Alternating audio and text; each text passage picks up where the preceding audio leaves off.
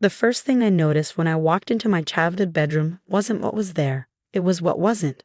The walls, once covered with framed jerseys, signed baseballs, and championship memorabilia, were now bare, except for faded rectangles where the frames had hung for 15 years. My stomach dropped, but my face remained calm. I'd learned that skill in my profession. I stood in the doorway for a full minute, cataloging what was missing. The Tony Gwynn signed jersey from his 3,000th hit game, gone.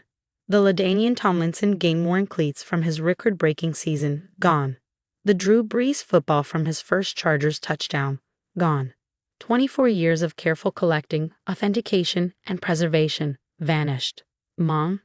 I called downstairs, keeping my voice level. Where's my collection? Her footsteps echoed up the stairs, casual and unhurried. She appeared in the doorway with that satisfied smile she wore when she thought she'd done something particularly clever. Her gray hair was perfectly styled, her floral blouse crisp and pressed. She looked like the picture of maternal innocence.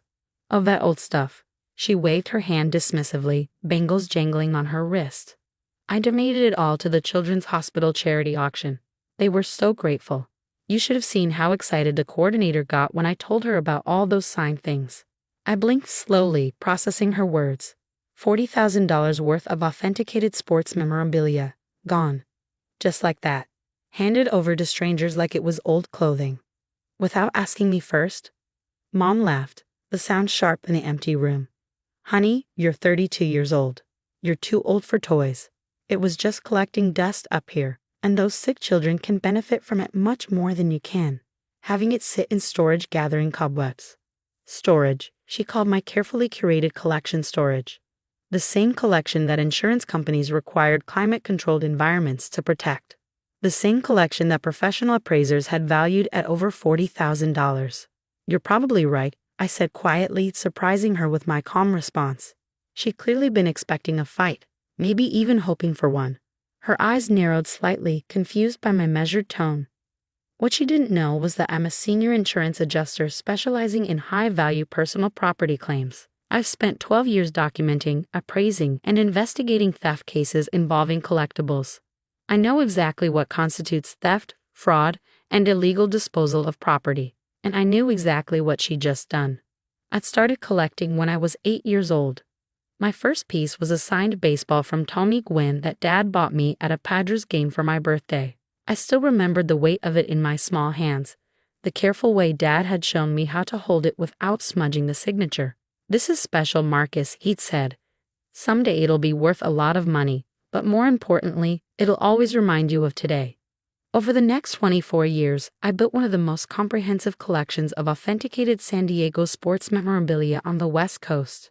Every piece told a story, marked a moment in local sports history that mattered to me. The collection wasn't random accumulation. It was a carefully planned archive of San Diego athletics. The jerseys alone represented decades of franchise history. I had game-worn pieces from the Chargers' AFC championship runs, including a powder blue jersey from the epic 1994 playoff season. There was a Padres uniform from the 1998 World Series run, complete with authentication from the team's equipment manager. Even a rare San Diego Rockets jersey from their brief ABA stint in the early 70s. But the real treasures were the game-used items. Cleats worn by LaDainian Tomlinson during his record-breaking 2006 season when he scored 31 touchdowns. A batting helmet used by Tony Gwynn during his pursuit of 400 in 1994. A basketball signed by the entire 2011 SDSU team that reached the Sweet 16. Each piece came with ironclad provenance, team letters, equipment manager statements, and third-party authentication from PSA, JSA, or Steiner Sports. More importantly, every single piece was listed on my homeowner's insurance policy as a scheduled item with individual appraisals. The insurance company required detailed documentation for anything over $500 in value, photographs from multiple angles, authentication certificates, purchase receipts, storage condition reports, security measures. Everything was meticulously documented and filed. I'd moved back home 6 months ago to help Dad recover from his triple bypass surgery. The doctors said the recovery would take at least 8 months, and Mom seemed overwhelmed by the medication schedules, physical therapy appointments, and dietary restrictions. When I offered to take a leave of absence from my job to help, she'd been genuinely grateful. "It would mean so much to have you here," she'd said, tears in her eyes. "I don't know how to handle all this medical stuff, and your father won't listen to me about his medications." She'd insisted I stay in my old room, saying it would be just like old times and that having my things around would make the house feel more like home again. I'd been touched by the sentiment. Now I understood the real reason she'd wanted me in that specific room. The moving process had been careful and deliberate. Each piece of my collection was packed in archival materials, transported in climate-controlled vehicles, and immediately placed in protective display cases I'd had custom built for the room. The humidity was monitored daily. The temperature never varied more than 2 degrees. UV protective glass covered every frame. Professional conservators would have approved of the setup. For 6 months, I managed Dad's recovery while working remotely for the insurance company. I coordinated with doctors, managed medications, filed health insurance claims, and gradually helped him regain his strength. I also took over most of the household finances when it became clear that medical bills were straining their budget. The mortgage payment, utilities, groceries, Dad's medications that insurance didn't cover. I quietly handled it all. Mom had seemed grateful for the help, especially when I used my industry connections to negotiate better rates on Dad's supplemental insurance. She praised my financial expertise to friends and neighbors, boasting about her son who worked for the insurance company and knew how to handle everything. Now I understood why she'd been so eager to have me back in this specific room, with all my valuable belongings conveniently displayed. "Which charity auction?" I asked, pulling out my phone and opening the voice memo app. In my line of work, documentation is everything. "The Children's Hospital. They have that big gala next month." She beamed like she just solved world hunger. "I told them all about your collection, and they were so excited. Apparently, sports memorabilia brings in excellent money at these fancy events. The coordinator said they might make the cover of the auction catalog." "I'm sure it does." I nodded, already mentally calculating the likely auction values. A Gwen signed jersey could easily bring $8,000 to $10,000 at a charity auction. The Tomlinson cleats, probably $5,000 to $7,000.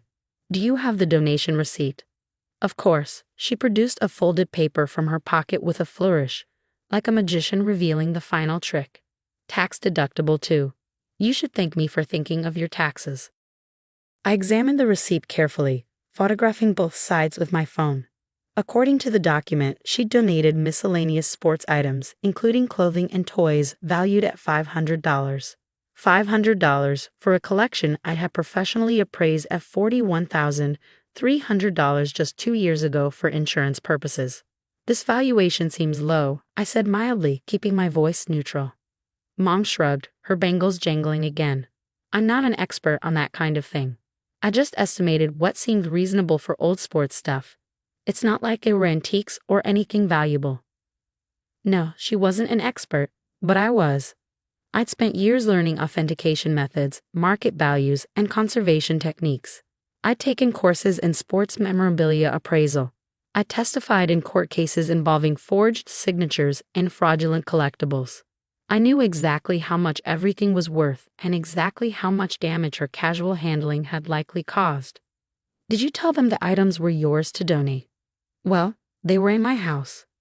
Her tone turned slightly defensive. "I've been storing them for years. In my room, that I'm currently living in, with my belongings that I moved back specifically to help with Dad's recovery." For the first time, her confidence wavered slightly. A small crack appeared in the satisfied expression. "You don't live here permanently. You're just visiting while your father recovers. It's not like this is your real home anymore." "I see." I took photos of the receipt with my phone, making sure to capture the date, the donation organization, and the absurdly low valuation. "Well, I'm sure the charity will appreciate whatever they get for the items." Mom relaxed, apparently satisfied that I wasn't going to make a scene. "They will, and you'll feel good knowing you helped sick children. That's what really matters here, not some old sports things. Think about all the medical equipment that money could buy. I would have felt wonderful about helping sick children if I'd been asked first, if the donation had actually been mine to give, if it had been a real gift rather than theft disguised as charity. After Mom went back downstairs, humming cheerfully as if she'd just completed a successful home organization project, I sat on my old bed and opened my laptop. The familiar insurance company portal felt like home after months of working remotely. I knew every form, every procedure, every requirement by heart. The first call I made was to my supervisor, Jessica Martinez. "Hi, Jessica. It's Marcus. I need to report a theft claim on my personal policy." "Oh no, what happened? Break-in?" "Someone donated my entire scheduled collectibles collection to charity without my permission while I was temporarily staying in their home." There was a long pause. In the background, I could hear the familiar sounds of the claims department, phones ringing, keyboards clicking, the coffee machine that never worked properly. "That's unusual. Was it family?" "My mother." Another pause, longer this time. "Marcus, you know I have to ask this. Are you sure you want to pursue this as theft rather than handle it as a family dispute? Sometimes these situations can be resolved without involving law enforcement." I looked around the empty room at the faded rectangles on the wall where my frames had hung. I thought about the signed Gwyn ball that had started it all, probably sitting in some storage room right now, vulnerable to temperature changes and humidity that could damage the signature permanently. "Jessica, in your professional opinion, if someone takes $41,000 worth of property belonging to someone else and disposes of it without permission, regardless of their claimed good intentions, what would you call that?" "Theft." "Then yes, I'm sure. I'll need the standard forms for high-value theft claims, and I'll need the contact information for our fraud investigation team. I'll email everything to you within the hour. Marcus, I'm sorry this happened, especially with family." "Thank you. Oh, and Jessica, I'll need to take personal leave to handle this properly. Family theft cases require careful documentation." "Of course. Take whatever time you need." The next call was to the Children's Hospital Development Office. "Development Office, this is Patricia speaking. How can I help you today?" "Hi, Patricia. I understand you recently received a donation of sports memorabilia for your upcoming auction from a Carol Chen." "Oh yes." Her voice brightened immediately. "Mrs. Chen brought in quite a collection yesterday. We're very grateful. Some of those pieces look like they could be significant fundraisers for us." "I'm sure they could be. I'm actually calling because there's been a serious misunderstanding. The items Mrs. Chen donated weren't hers to give."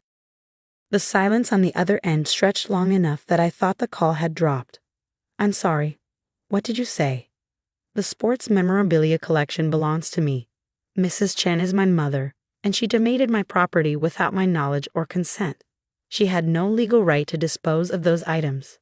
"Oh my God," Patricia's voice went up an octave. "I had no idea. She seemed so... She brought documentation and everything. She talked about her son outgrowing his sports phase and wanting to help children." "What kind of documentation did she provide?" "A donation form listing the items and their estimated value. She said they belonged to her son, who had moved on to more adult interests. She seemed very knowledgeable about the pieces." I almost laughed. Knowledgeable. Mom couldn't tell the difference between a game-used jersey and a replica, but she presented herself as informed about my collection. "Patricia, I'm going to need to see that form and any other documentation she provided, and I'll need to discuss retrieving the items immediately." "Of course, absolutely. Mr. Chen, I am so sorry about this situation. We never would have accepted these donations if we'd known there was any question about ownership. This is highly irregular. I understand it's not your fault. You were deceived, just like I was robbed. Can I come in this afternoon?" "Yes, please. I'll pull all the documentation and have our legal team available if needed." 20 minutes later, I was sitting in Patricia's office at the Children's Hospital, looking at the donation form my mother had filled out in her careful cursive handwriting. She'd listed herself as the sole owner of various sports collectibles, toys, and memorabilia belonging to son who has outgrown them, with a total estimated value of $500. The description was deliberately vague, designed to make the items sound like childhood toys rather than valuable collectibles. She even included a note: "Son is now focused on adult career and has no interest in sports items. Prefers they help children rather than collect dust." "The items are still here," Patricia assured me, clearly uncomfortable with the situation. "We haven't cataloged them for the auction yet. You can take them back immediately, of course. Actually, I'd like to see them first. I need to document their current condition for the insurance claim and police report." Patricia's eyes widened. Police report? What my mother did constitutes grand theft under California law. The insurance company requires a police report for any theft claim over $10,000. She led me to a storage room in the hospital's basement where 23 mismatched boxes sat on metal shelving. Grocery bags, Amazon shipping boxes, old moving containers, my entire collection, hastily packed into whatever containers my mother could find around the house. I opened the first box and had to suppress a gasp. My signed Tony Gwynn jersey from his 3,000th hit game was crumpled at the bottom like dirty laundry, the authentication certificate crinkled and torn beneath it. The jersey itself had creases that might be permanent, and the signature had smudged slightly from contact with the cardboard. The second box contained a signed football from Drew Brees, rolling loose with no protective casing, bumping against a pair of game-worn cleats that had been thrown in without any padding. The leather of the football already showed scuff marks from contact with the metal cleats. I spent the next 2 hours carefully photographing each item and documenting its condition. Collectibles this valuable required specific storage conditions: acid-free materials, climate control, protective displays, archival sleeves. My mother had treated them like old clothes heading to Goodwill. The damage was extensive: signatures smudged from improper handling, jerseys wrinkled from compression, cards bent from being stacked without protective sleeves. The authentication certificates, crucial for proving authenticity and value, were scattered throughout the boxes, many torn or damaged. "Mr. Chen, is there anything we can do?" Patricia asked, watching me document each piece of damage. "We feel terrible about this situation. It's not your fault. You were the victim of donation fraud, just like I was the victim of theft." I closed the last box, my hands shaking slightly from suppressed anger. "I'll need a written statement from you describing exactly how the donation was presented, what documentation was provided, and what representations my mother made about her ownership." "Of course. Anything you need. Should we be concerned about legal liability?" "Not if you cooperate fully with the investigation and provide documentation. Your victim's here too." The drive home with 23 boxes of my formerly pristine collection gave me time to think about what came next. By the time I pulled into the driveway, I'd made my decision about how to handle the situation. Mom was in the kitchen when I walked in, flour on her apron, classical music playing softly from the radio. She was making Dad's favorite cookies, looking domestic and innocent, the perfect picture of a caring wife and mother. "Back so soon. I thought you'd gone to work." "I went to the children's hospital." Her hands stilled on the mixing bowl. "Oh, that's nice, dear. Did you want to see how grateful they were?" "To retrieve my stolen property." The wooden spoon clattered against the bowl. "Stolen." She forced a laugh, but her voice cracked slightly. "Don't be so dramatic, Marcus. I donated some old toys to charity. It was a good deed." "Mom, sit down." Something in my tone made her comply. She untied her apron with shaking hands and sat across from me at the kitchen table where we'd shared thousands of meals over the years.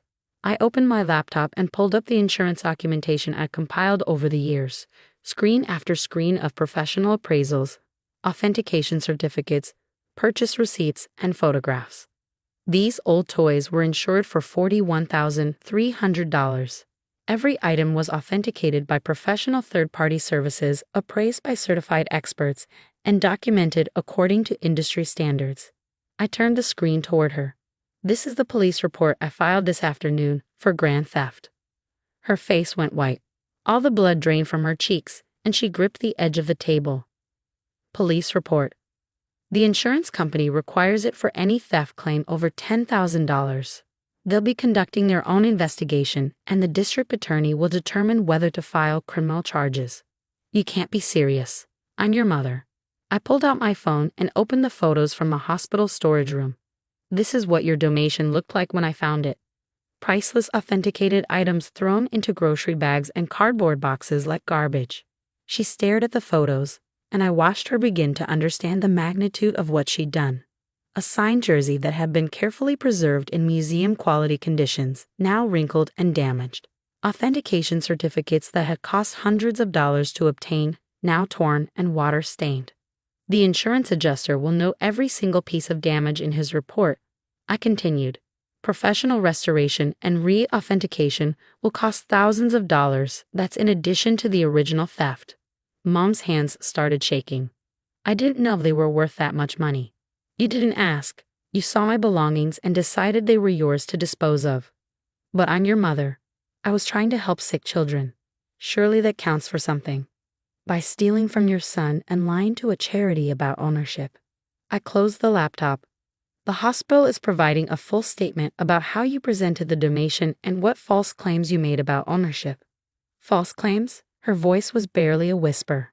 You told them you owned the items. You told them I had outgrown them and wanted them donated. You told them they were worth $500 when you knew I'd spent years collecting them. I leaned forward. Mom, what you did is a felony. Grand theft. Fraud. Possibly tax evasion if you tried to claim a deduction for property you didn't own. She started crying then. But I felt nothing. I'd spent too many years investigating cases exactly like this one. Family members who thought love gave them the right to dispose of valuable property. Insurance fraud disguised as generosity. The tears were always the same. I'll fix it, she sobbed. I'll call them and tell them I made a mistake. It's too late for that. The police report is filed. The insurance claim is active. The charity has documented everything and provided statements. The investigation is already underway. Dad appeared in the doorway, still moving slowly from his surgery, but drawn by the sound of Mom's crying. What's all the noise about? I handed him a copy of the police report. He read it slowly, his face growing darker with each line. When he finished, he read it again, as if hoping the words would change. Jesus Christ, Carol, $41,000. I didn't know, Mom whispered, mascara streaming down her cheeks. You didn't ask. Dad repeated my words, his voice heavy with disappointment. You went into his room and took his things without asking. How could you do that? I thought I was helping. The children's hospital needs money, and those things were just sitting there. Those things were his property, Dad said sharply. Property he brought here while taking care of me. Property he spent years collecting and thousands of dollars acquiring. I stood up and walked to the window, looking out at the backyard where I'd played as a child. The swing set was still there, rusty and unused. Dad had built it himself when I was 5, carefully following instructions and making sure every bolt was secure. He'd understood the value of taking care of things that mattered to people. You know what the worst part is? I said without turning around. This isn't the first time. Mom's crying stopped abruptly. Dad's chair creaked as he shifted. When I went to college, you threw away my comic book collection while I was gone. Said it was taking up too much space. When I moved out after graduation, you got rid of my baseball card collection. Said you needed the room for storage. Those were just worth about $1,500 total. Not enough for felony charges, but enough that I learned never to trust you with my belongings again. I turned back to face them. The only reason I brought my collection back here was because I thought 6 months of helping with Dad's care had earned me some basic respect for my property. We do respect you, Mom said desperately. No, you respect what I can do for you. My paycheck that's been covering your utilities. My insurance knowledge that saved you thousands on Dad's medical claims. My financial planning that organized your medications and appointments. I sat back down, feeling suddenly exhausted. But my actual interests, my hobbies, my property, those are just inconveniences you can dispose of when they're not useful to you. Dad set down the police report and rubbed his face with both hands. The motion reminded me of how much he aged since the surgery. Son, what happens now? The insurance company will pay me the full appraised value of the collection plus restoration costs. They'll then pursue criminal charges against Mom to recover their losses. The district attorney will decide whether to prosecute based on the strength of the evidence. And if they prosecute, grand theft in California is a felony, 1 to 3 years in state prison depending on the total value and circumstances, plus restitution, fines, and a permanent criminal record. Mom's crying turned into hyperventilating. She doubled over in her chair, gasping for air. Dad looked like he might need to go back to the hospital himself. There has to be something we can do, Dad said, his voice breaking. There is. I opened my laptop again and pulled up the restitution calculation I prepared. Mom can make full restitution immediately. $41,300 for the original collection value, plus estimated restoration costs of $8,000 for damaged items, plus the insurance deductible of $1,000, plus my legal fees. We don't have $50,000, Dad said flatly. Then you can take a loan against the house equity. The same house I've been paying the utilities for since I moved back in to help with your recovery. The room went silent except for Mom's labored breathing and the ticking of the kitchen clock. Outside, a neighbor's dog barked once and fell quiet. You'd really send your own mother to prison? Mom whispered when she could finally speak. I'd really hold my own mother accountable for grand theft, I corrected. The same way I'd hold anyone else accountable who stole $40,000 from me. But I'm your mother. I raised you. I fed you and clothed you and I've spent the last 6 months feeding you, clothing Dad, and paying your bills while he recovered from surgery, I interrupted. Does that give me the right to steal from you? She had no answer for that. Dad rubbed his chest absently, a gesture he developed since the surgery when he was stressed. How long do we have to get the money? The insurance company will make their decision about criminal referral within 30 days. If Mom makes full restitution before then, including paying for all restoration costs, I can request they close the case without pursuing charges. And if we can't get the money in time, then you'll be dealing with detectives and prosecutors instead of insurance adjusters. And the restitution amount will be set by a judge, probably with additional penalties and fees. I stood up and closed my laptop. I'm going upstairs to pack. I'll be staying in a hotel until I can find a new apartment. You're leaving? Dad asked, and for the first time he sounded like the frail old man he was trying not to be. Dad, I can't live with people who consider my belongings disposable. I can't trust people who think a family relationship gives them the right to steal from me. But my recovery. You're doing well. Your medications are organized for the next month. Your follow-up appointments are scheduled. The insurance claims are filed. You don't need me here anymore. As I headed for the stairs, Mom called after me. Marcus, please. We can work this out. Family doesn't do this to each other. I stopped and turned back. You're right, Mom. Family doesn't steal from each other. Family doesn't lie to charities. Family doesn't dispose of each other's property like garbage. I looked at both of them, sitting at the table where we'd shared so many meals and conversations over the years. Family asks permission before giving away things that don't belong to them.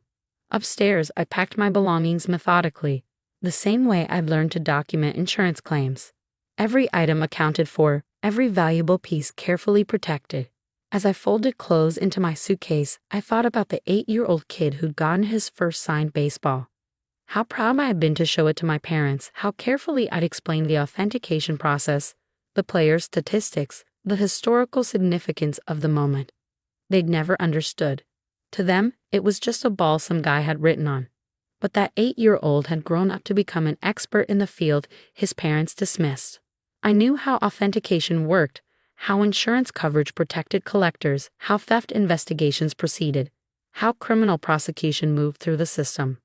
Most importantly, I knew the difference between a toy and a valuable collectible, and I knew the difference between helping children and stealing from your own son.